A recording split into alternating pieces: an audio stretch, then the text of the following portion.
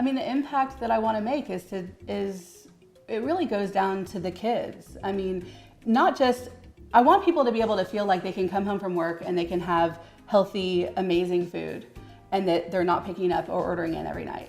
Even the skinniest person in the world is dealing with food issues. Yeah. The heaviest person, the guy who just wants to eat so that he can work out, like whatever it is, we have issues with food in this country and in this world, and we have to fix it.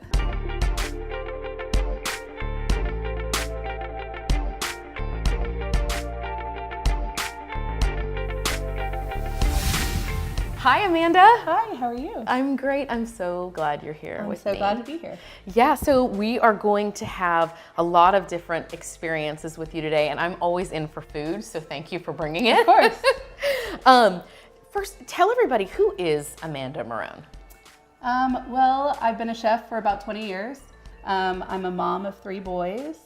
I write a blog, a very personal blog, that has to do with my relationship with food and with people and with family, and how that kind of all encompasses what I do for a living. So obviously we're always here to learn about people's passion. Tell us about your passion behind the art of food. So my passion really started as a young girl. Yeah. My mom said that when I have 2 older brothers, and when she took them to kindergarten and I was with her, that she automatically saw me in the kitchen, play kitchen at the school. And it always has been just my safe place. Yeah. I'm the first to tell you that I'm much more comfortable behind this table than on the opposite side of the table. And I want to bring food, good food, healthy, amazing, sophisticated food into homes. And I want kids to be eating it. You know, I mean, we are the only place in the world that has kids menus. When you go to other countries, they don't have kids menus on the menus. You order from the menu for your kid, and your kid eats it, and they're happy, and it's wonderful. But here we've kind of like dumbed down food for children. And that's why I wanted to be a chef. I want to change the way that America is eating. Food relationships is a huge topic for everybody, because I think we all have these specific relationships that we have with food. Can you go into depth a little bit more on what that means to you? So when I started my business, I've always struggled with weight and with how that sort of works into what I do for a living.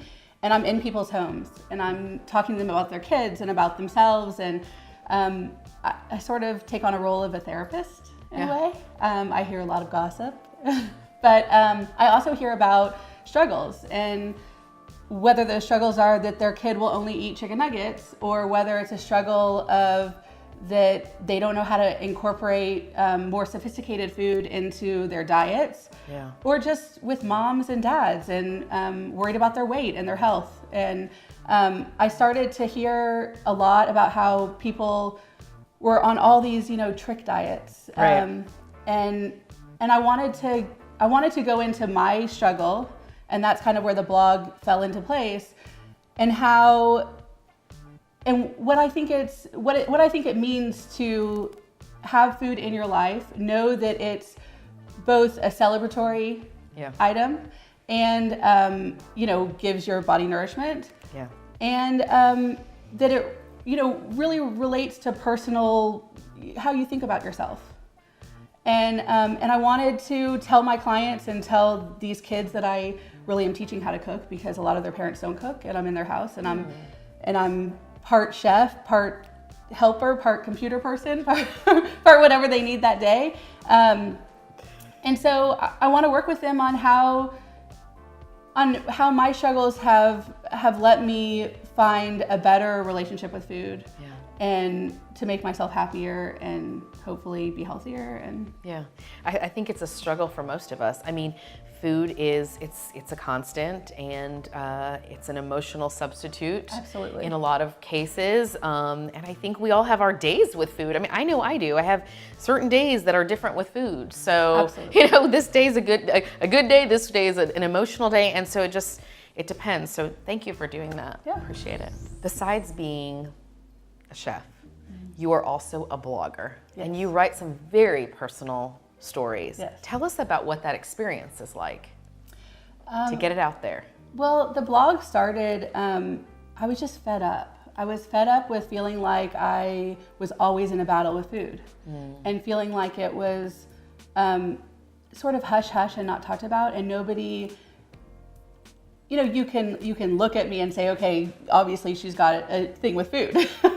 But it was more like, I wanted people to know like what it has been. This has not been like, oh, I had kids and I gained weight and I struggled with it in my adult life. This has been since 3rd grade, and I had anxiety issues and I struggled with it. It was my go-to. It was my thing that solved everything, you know? And so it's challenging at times. It's hard. I mean, I'm not gonna lie about that. Sometimes I write things and I think to myself, oh gosh, do I really want to put this out there? Right. You know, do I really want the world knowing? And to tell you the truth, it's easier when people who aren't close to me read it.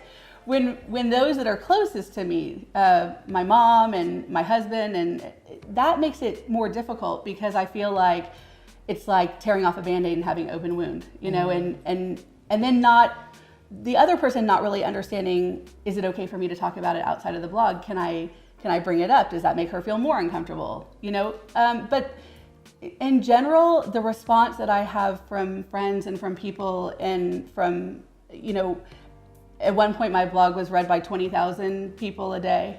Wow.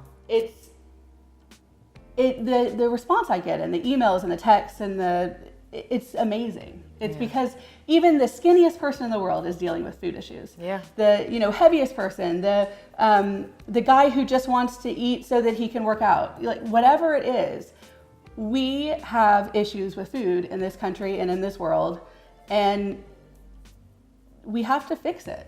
Yeah. We have to work on it. And part of that is working on, you know, the emotional side of it. I have clients who have done drastic things like had gastric bypass and who've, you know, go on crazy diets, and yes, that works for them, but the core of it, the emotion behind it is still there. And I knew that was how I had to overcome this, how I had to work with it. And will I ever be a size 2? Probably not. And I'm okay with that.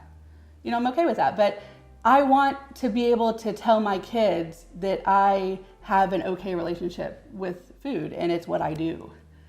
And that was the most important thing to me. So Amanda, tell us about the impact that you are hoping to make on those that you serve.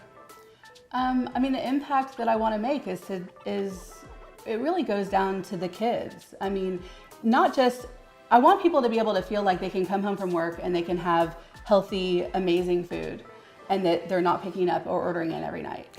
You know, that's number one. Right. Number two is then for the children of the parents that I cook for, I want them to know that not only is being in a kitchen a viable career, which for a kid who struggled with ADHD my whole life, I needed a job that was hands-on. There was no question that I needed to be doing something. I would not be good at a desk. Right.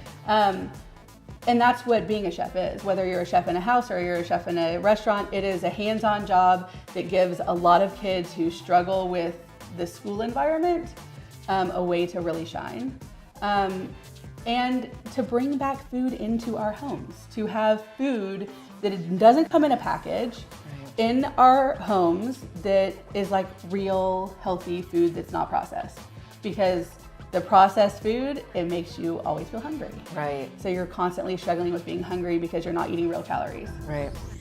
Amanda, you are going to make an enormous impact.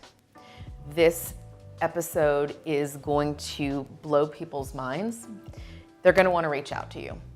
Please, if you will, look into the camera and tell them how they can find you and everything that you offer.